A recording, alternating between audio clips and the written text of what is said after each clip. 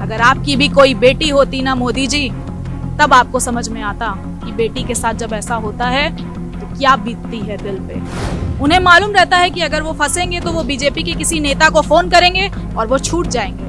मात्र 2 घंटे में उनकी बेल हो जाएगी, क्योंकि बड़ा बीजेपी का नेता फोन कर देगा पुलिस थाने में और वो छूट जाएंगे। द लाइव टीवी, सच सबसे आगे। दिल्ली में एक 9 साल की छात्रा से गैंगरेप होता है और मंदिर के अंदर उसे जलाया भी जाता है। क्या है पूरी मामला, क्या हकीकत, आइए बनारस कुछ लोग मेरे साथ हैं, इनसे बात करेंगे। पूछना चाहती हूँ उस 9 साल की बच्ची के जो दरिंदे हैं, जिन्होंने ये शर्मनाक कांड किया है, उन्हें फांसी कब होगी?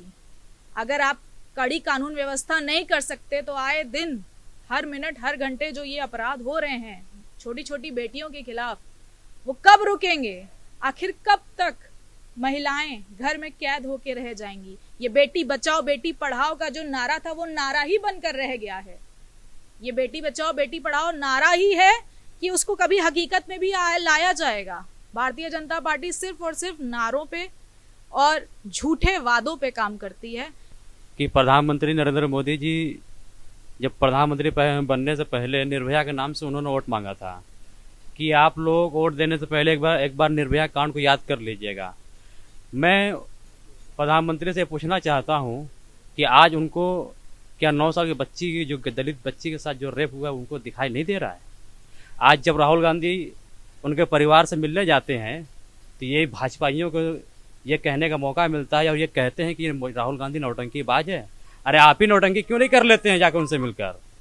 आप उनके सुख दुख में साथ क्यों नहीं देते हैं?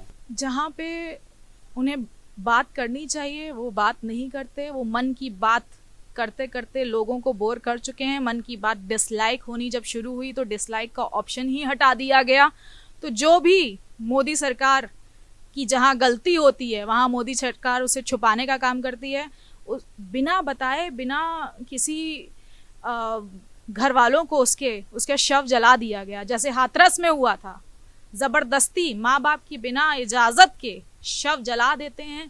क्या बीतती होगी उस 9 साल की बच्ची के घर वालों के ऊपर, जब उसकी बच्ची के साथ न्याय नहीं हुआ, उसके दरिंदे खुले घूम रहे हैं, उन्हें फांसी की सजा भी नहीं हुई और उसकी बेटी का शव खुलेआम जला दिया जा रहा है, जबरदस्ती जला दिया जा रहा है।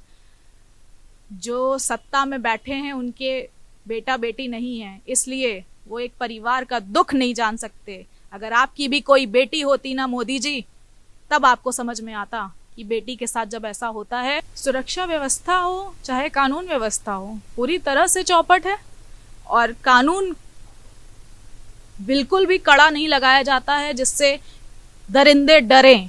उन्हें मालूम रहता है कि अगर वो फंसेंगे तो वो बीजेपी के किसी नेता को फोन करेंगे और वो छूट जाएंगे। मात्र 2 घंटे में उनकी बेल हो जाएगी, क्योंकि बड़ा बीजेपी का नेता फोन कर देगा पुलिस थाने में और वो छूट जाएंगे। 50,000 1 लाख की गड्डी थमा देंगे पुलिस वालों को तो भी वो छूट जाएंगे। तो ऐसी घटनाएं आम रहेंगी जब तक उन बलात्कारियों को फांसी की सजा नहीं दी जाएगी, तब तक ये किस्से थमने वालों में से नहीं है। और मैं मोदी के छोटे भाई केजरीवाल जी को भी मैं ये कहना चाहता हूँ, जो ये कहते हैं कि हमारे हाथ में पुलिस व्यवस्था नहीं है। अरे आपके हाथ में पुलिस व्यवस्था नहीं है, लेकिन आप क्या उस जो 9 साल की बच्ची के साथ जो यह अत्याचार हुआ है, क्या उनका साथ अब नहीं दे सकते हैं? सिर्फ ये ढोकसलेबाजी कर देना कि हमारे हाथ में कानून व्यवस्था नहीं है। आज न नरेंद्र मोदी सामने दिखाई दे रहे हैं और न गृह मंत्री सामने दिखाई दे रहे हैं, अमित शाह जी, कोई सामने नहीं दिख रहा है। और मैं तो शुक्रगुजार हूँ राहुल गांधी जी का, जो उनको पता चला और उस घटना के 1 दिन के बाद ही उनके घर पहुंचे हैं और उनका सुख दुख में उनके साथ देने का। बीजेपी वाले मुकदमा भी करवा रहे हैं। बीजेपी वाले चाहते ही नहीं है कि किसी के साथ न्याय हो। अगर कोई किसी के न्याय दिलाने के लिए खड़ा होता है तो बीजेपी वाले उनके साथ षड्यंत्र रचते हैं। तो हर चीज, ये कोई पहली घटना तो है नहीं, ये घटनाएं आम हो चुकी हैं जब से भारतीय जनता पार्टी केंद्र सरकार में आई है।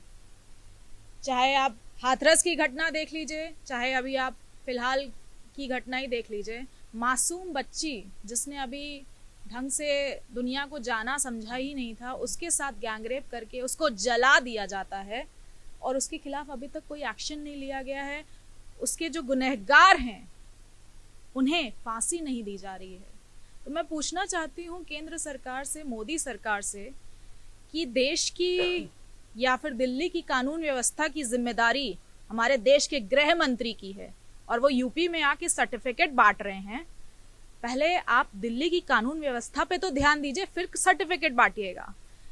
देखा जाए तो राहुल गांधी एक गरीबों का मसीहा है, यानी कि किसी के साथ कोई अत्याचार होता है तुरंत वो खड़े होते हैं, चाहे वो आसिफा का मामला हो, चाहे निर्भया वाले भी, उसमें भी वो जो है खड़े थे। और अभी ये 9 साल की बच्ची के साथ जो हुआ ये इसमें भी खड़े हैं और उन्होंने उनके माँ से ये कहा है। न्यायालय ने मुकदमा दर्ज कर दिया राहुल गांधी पर। मुकदमे आम हो गए हैं। जब भी कोई गलत होता है तो राहुल गांधी जी हों चाहे प्रियंका गांधी जी हों, उसके साथ खड़े होते हैं, उसे न्याय दिलाने के लिए एड़ी चोटी का जोर लगा देते हैं। हाथरस की घटना में भी जब वो लोग हाथरस की बिटिया के लिए न्याय मांगने गए थे तो भाजपा ने बहुत सारे रोकने के प्रयास किए थे और इस बार भी रोकने का प्रयास कर रही है, लेकिन सच छुपने वालों में से नहीं है। और जो 9 साल की बच्ची के साथ दुष्कर्म हुआ है उसके दरिंदों को फांसी तुरंत के तुरंत मिले, ताकि आगे ऐसी दरिंदगी करने की किसी की औकात ना हो। जब तक कड़े नियम कानून नहीं लगाए जाएंगे तब तक छोटी मासूम बच्चियां इसी तरह अनसेफ रहेंगी। बहुत ज्यादा दुख की बात है कि कानून व्यवस्था चौपट है भारत में। जो डेवलपिंग कंट्री थी वो अब अंडर डेवलप्ड कंट्री में से एक हो गई है और बहुत शर्म के साथ मुझे ये कहना पड़ रहा है कि भारत अब बहुत खतरे की स्थिति में आ चुका है। चाहे वो बेटियां हो चाहे युवा हो, बेरोजगारी भी चरम सीमा पर है। 45 साल में सबसे ज्यादा सर्वाधिक बेरोजगारी अभी है। और बेटियां, जिनका नारा बनाया गया था बेटी बचाओ बेटी पढ़ाओ, वो भी पूरी तरह से फ्लॉप हो चुका है। उज्ज्वला गैस योजना जो बनाई गई थी वो भी पूरी तरीके से फ्लॉप हो चुकी है। महंगाई चरम सीमा पर है, 1000 रुपए सिलेंडर हो गया है। तो महिलाओं के ऊपर सीधा अत्याचार है मोदी सरकार का। जब तक मोदी सरकार है तब तक बेटियां सेफ नहीं है, तब तक हर वर्ग के लोग परेशान ही रहेंगे। मैं आग्रह करना चाहूंगी देश के प्रधानमंत्री से, गृह मंत्री से, कि सिर्फ झूठे नारों से हटकर सच्चाई पे फोकस करिए। सच्चाई ये है कि महिलाएं दिन ब दिन और ज्यादा परेशान होती जा रही हैं और दरिंदे खुले घूम रहे हैं, उनके खिलाफ कोई कड़ी कार्यवाही नहीं हो रही है। इसके पहले भी कोरोना की सेकेंड वेव आई, उसमें जब देश की जनता को सबसे ज्यादा जरूरत होती है अपने जनप्रतिनिधि की, उस समय तो ये अमित शाह कहीं नजर नहीं आए। जब लोग तिल तिल मर रहे थे ऑक्सीजन की कमी से, हॉस्पिटल में बेड की कमी से, और महिलाएं आज हर दिन हर घंटे दरिंदों की शिकार होती हैं, तब अमित शाह कहीं नजर नहीं आते। लेकिन कहीं फीता काटना हो, कहीं सर्टिफिकेट बांटना हो तो सबसे पहले गृह मंत्री हाजिर हो जाते हैं। चाहे वो विधायक की खरीदी हो, कितना करोड़ में कितना विधायक बिकेंगे, वो सारे के सारे मास्टरमाइंड है अमित शाह जी।